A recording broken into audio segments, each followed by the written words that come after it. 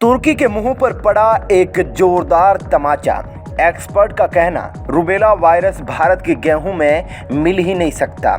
इमरान खान के ऊपर चलेगा देशद्रोह का मामला। दोस्तों, आप ये बात तो अच्छे से जानते होंगे कि भारत ने जो गेहूं तुर्की को पहुंचाया था, वह गेहूं तुर्की ने भारत को वापस कर दिया था। लेकिन जोरदार तमाचा तुर्की के मुंह पर तब पड़ा जब यह गेहूं दूसरा देश मांगने लगा। दोस्तों, मिस्र ने भारत का यही गेहूं मांग लिया है और मिस्र ने इस चीज से तुर्की के मुंह पर एक जोरदार तमाचा जड़ा है। इस चीज से यह तो साबित हो गया है कि यहाँ पर भारत के गेहूं में कोई खराबी नहीं थी, बल्कि खराबी थी तो तुर्की की सोच में। और इसी वजह से कहते हैं ना, जैसी करनी वैसी भरनी, और ठीक वैसे ही तुर्की के साथ हो रहा है। दोस्तों, आपको बताते चले, यहाँ पर जिस गेहूं को तुर्की ने खराब बताया, उस गेहूं को अब मिस्र भेज दिया गया है। और यहाँ पर रूस और यूक्रेन की वजह से मिस्र में काफ़ी ज़्यादा ब्रेड की कमी देखने को मिल रही है। इसी वजह से यहाँ पर मिस्र काफ़ी समय पहले से ही ये चाहता था कि यहाँ पर कोई देश मिस्र को सस्ते दामों में गेहूं दे दे। आपको बता दें, मिस्र उन देशों की लिस्ट में आता है जो कि काफ़ी ज़्यादा गेहूं खरीदा करता है।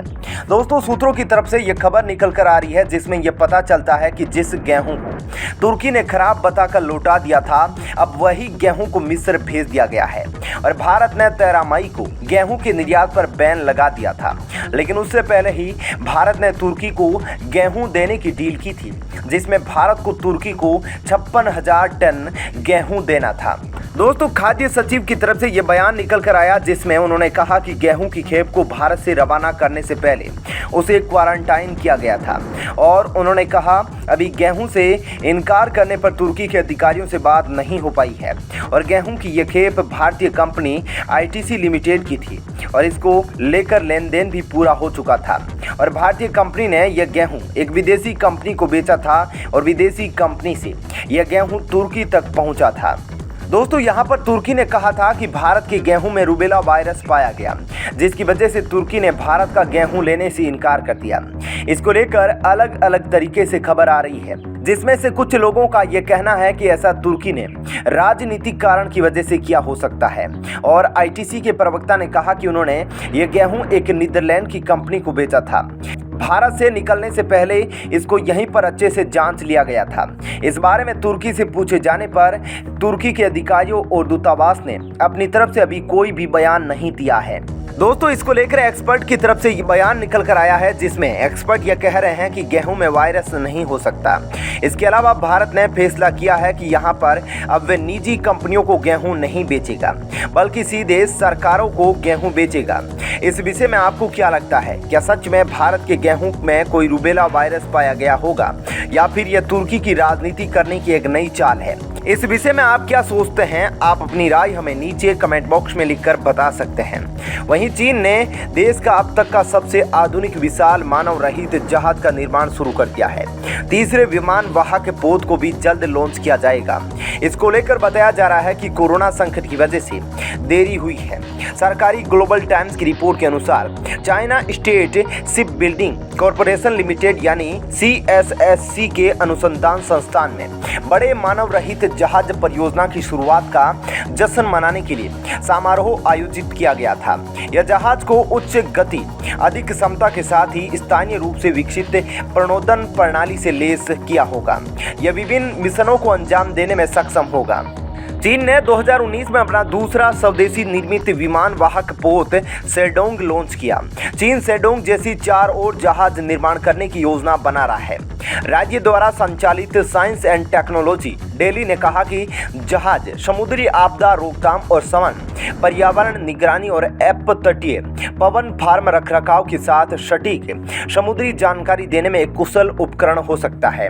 बता दें कि अप्रैल में चीन के स्वदेशी निर्मित दूसरे विमान वाहक पोत शेडोंग को अपनी पहली रखरखाव और व्यापक परीक्षा से गुजरना पड़ा। चीनी राष्ट्रपति शी जिनपिंग, जो चीन की सत्तारूढ़ कम्युनिस्ट पार्टी के अलावा सेना का नेतृत्व करते हैं।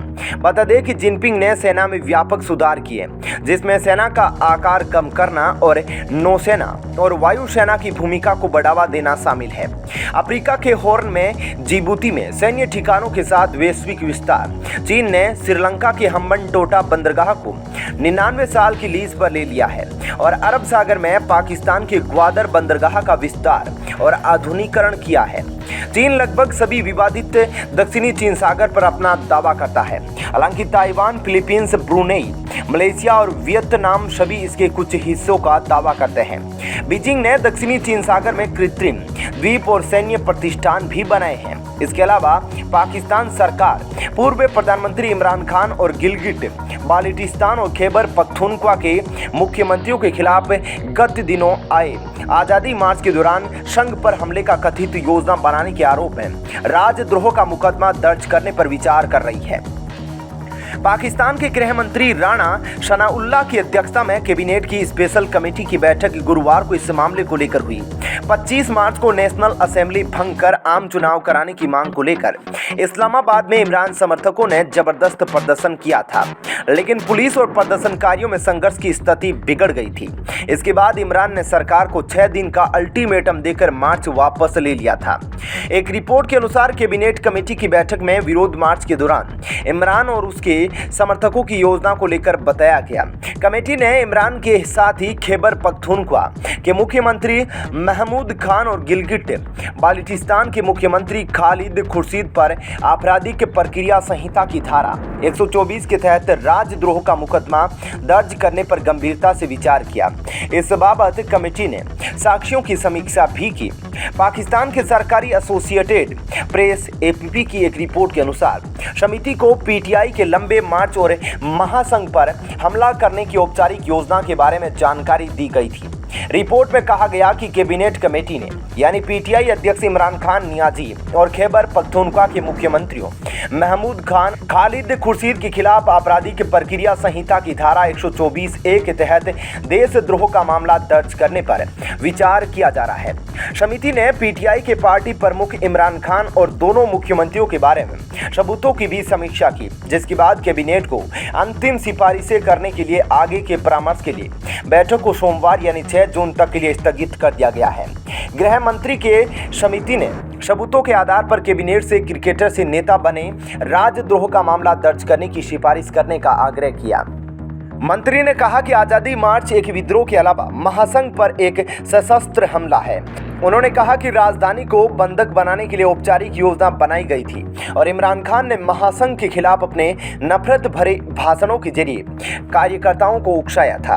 एक योजना के तहत 25 मई से पहले ही लगभग 2500 बदमाशों को इस्लामाबाद लाया जा चुका था और उन्होंने इमरान खान के आने से पहले ही डी चौक पर कब्जा करने की कोशिश की थी, जो कई महत्वपूर्ण सरकारी भवनों के करीब स्थित है। प्रेसिडेंसी, प्रधानमंत्री कार्यालय, संसद और सर्वोच्च न्यायालय। सशस्त्र समूह ने न केवल पुलिस और अर्धसैनिक बल, पाकिस्तानी रेंजर्स और फ्रंटियर कॉर्प्स के जवानों पर हमला किया, बल्कि एक मेट्रो स्टेशन में भी आग लगा दी। संचार मंत्री असद महमूद, कश्मीर मामलों पर प्रधानमंत्री के सलाहकार कमर जमान केरा, आर्थिक मामलों के मंत्री अयाज सादिक, कानून मंत्री आजम तरार और अन्य संबंधित अधिकारियों ने भाग लिया।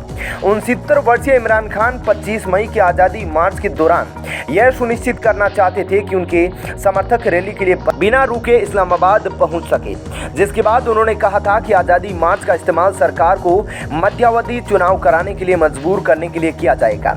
सरकार जिसने पहले पाकिस्तान के सुप्रीम कोर्ट के हस्तक्षेप के बाद इमरान खान को अपने हजारों समर्थकों के साथ राजधानी में प्रवेश करने की अनुमति दी थी। दोस्तों, यहाँ पर आपको क्या लगता है? क्या इमरान खान जो काम कर रहे हैं उससे उनका देश और पीछे की तरफ जा रहा है, या फिर इमरान खान का जैसा कि कहना है वे देश को बचाना चाहते हैं? क्या वे सच में देश को बचाना चाहते हैं? आप अपनी राय हमें नीचे कमेंट बॉक्स में लिखकर बता सकते हैं। जय हिंद।